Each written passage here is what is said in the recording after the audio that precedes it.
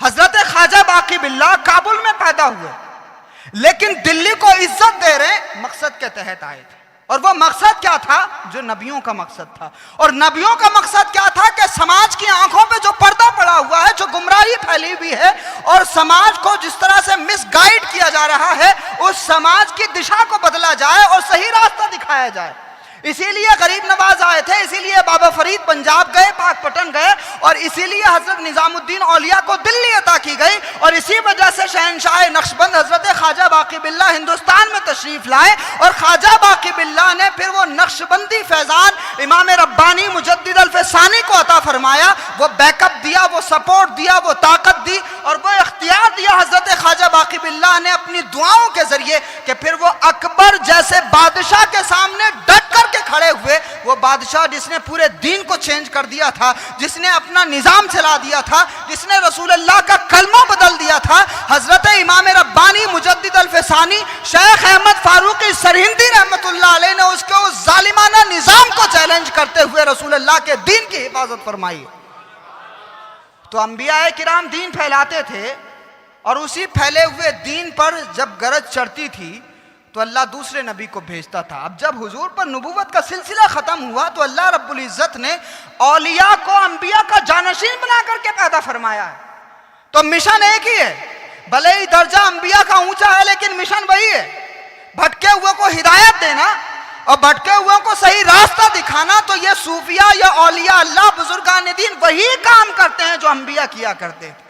اس لیے اگر ان کی شان میں کوئی توہین ہو، کوئی بے ادبی ہو، کوئی گستاخی ہو، تو کوئی یہ نہ سمجھ لے کہ کوئی عام مسلمان کی شان میں بے ادبی ہے. یہ نبیوں کے جانشین و وارث ہیں. اگر کوئی ان کے خلاف زبان کھولتا ہے تو وہ انسان کتے سے بھی زیادہ بدتر ہو جاتا ہے. اور اللہ کا شکر ہے کہ اس نے ہمیں اپنے ولیوں کی محبت عطا فرمائی ہے. حضرت امام ربانی مجدد الفسانی کے پیر و مرشد حضرت خواجہ باقی باللہ، لوگ ان سے پیار کیوں کرتے ہیں، کیوں محبت کرتے ہیں؟ اس کی وجہ ایک تو یہ ہے کہ یہ اللہ کے بڑے چہیتے ہوتے ہیں، اور یہ اپنے معبود کو راضی کرنے والے ہوتے ہیں. دوسرا یہ کہ وہ مخلوق سے بڑا پیار کرنے والے ہوتے ہیں، محبت کرنے والے ہوتے ہیں. اور جب حضرت خواجہ باقی باللہ تشریف لائے تھے ہندوستان کی طرف جب آئے تو لاہور آپ نے قیام فرمایا تھا. اس زمانے میں پاکستان نہیں بنا تھا، لاہور آپ نے قیام فرمایا، وہاں قحط پڑ گیا. اب جب قحط پڑ گیا، حضرت کی خانقاہ میں جب لوگ حضرت کو کھانا پیش کرتے تھے تو یہ خواجہ باقی باللہ جو اللہ کا نیک بندہ ہے، یہ فرما دیا کرتے تھے کہ بھائی میرے حصے کا کھانا کسی غریب کو لے جا کر کے دے دو. سبحان. لوگ ایسے نہیں پیار کرتے ان سے، یہ خود سوکھی روٹی کھاتے ہیں مگر آنے والوں کو تر و تازہ کھانا کھلواتے ہیں. اور یہی صوفیانہ روایت ہے، اور یہ بھی کوئی ایسی بات نہیں ہے جس کی کوئی اہمیت نہ ہو ہمارے دین میں. ایک صحابی نے پوچھا کہ یا رسول اللہ ایو الاسلامی خیر، سب سے بہترین اسلام کون سا ہے؟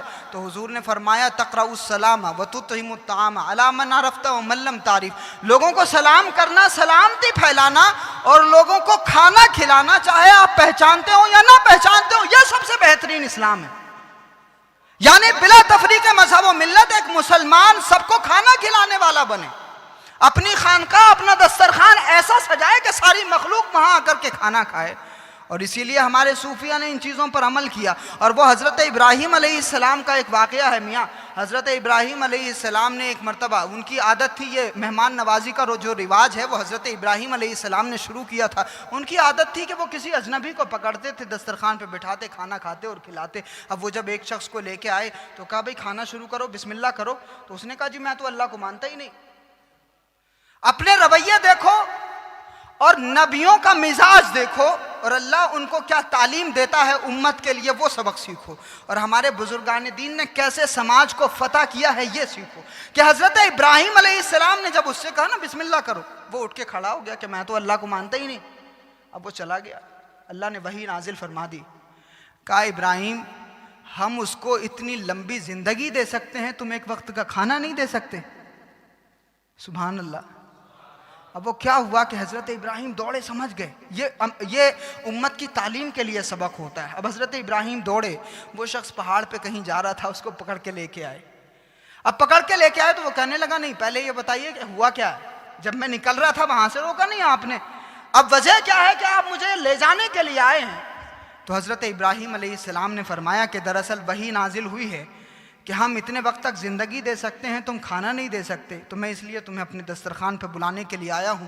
وہ شخص کہتا ہے کہ جو مالک اتنا رحیم و کریم ہے، جو اتنا کرم کرنے والا ہے، میں اس سے بے پرواہ کیسے ہوں؟ حضرت ابراہیم سے گزارش کی کہ مجھے بھی آپ اپنے دامن میں شامل فرما لیں۔ یہ اولیاء انبیاء کے اس کردار کے جانشین ہوتے ہیں، یہ محدثین رسول اللہ کے علم حدیث کے جانشین ہیں، یہ فقہاء رسول اللہ کے فقہ کے جانشین ہیں، یہ مفسرین رسول اللہ کے علم تفسیر کے جانشین ہیں۔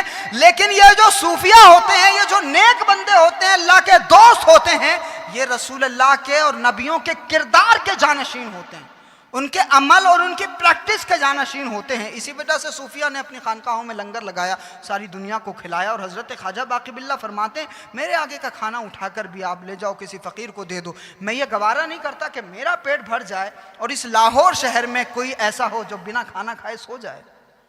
کیا درد تھا انسانیت کا! ہم نے صرف ٹوپیاں پہنی ہیں اور داڑھیاں رکھ لی ہیں اسلام کے نام پہ۔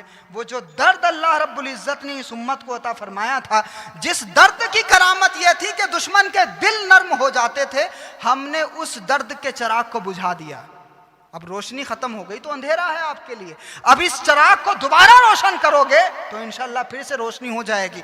حضرت خواجہ باقی باللہ نقشبندی رحمۃ اللہ علیہ، کمال ہے بھائی، کمال ہے کہ انسانوں کی بھوک کا بھی خیال۔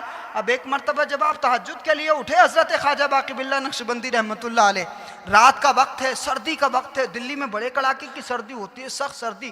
اب وہ جب اٹھے تو دیکھا کہ ایک بلی جو ہے وہ آپ کے لحاف پہ سوئی ہے، اور خانقاہ میں اس لحاف کے علاوہ کوئی لحاف نہیں تھا۔ حضرت خواجہ باقی باللہ دیکھ رہے ہیں کہ وہ بلی سوئی ہوئی ہے، خود سردی کو برداشت کرتے رہے حضرت خواجہ باقی باللہ، لیکن بلی کی نیند میں خلل ڈالنا باقی باللہ نے گوارا نہیں کیا۔ جب بندہ اللہ کی ذات میں فنا ہو جاتا ہے اور اللہ کی مخلوق کے جذبات کا اتنا خیال رکھتا ہے تو پھر اللہ رب العزت اس کو باقی باللہ بنا دیتا ہے۔ اور پھر ہم یہ سینکڑوں کلومیٹر کی دور جاورا میں بیٹھ کر کے حضرت خواجہ باقی باللہ کے نام پہ سبحان اللہ کہہ رہے ہیں۔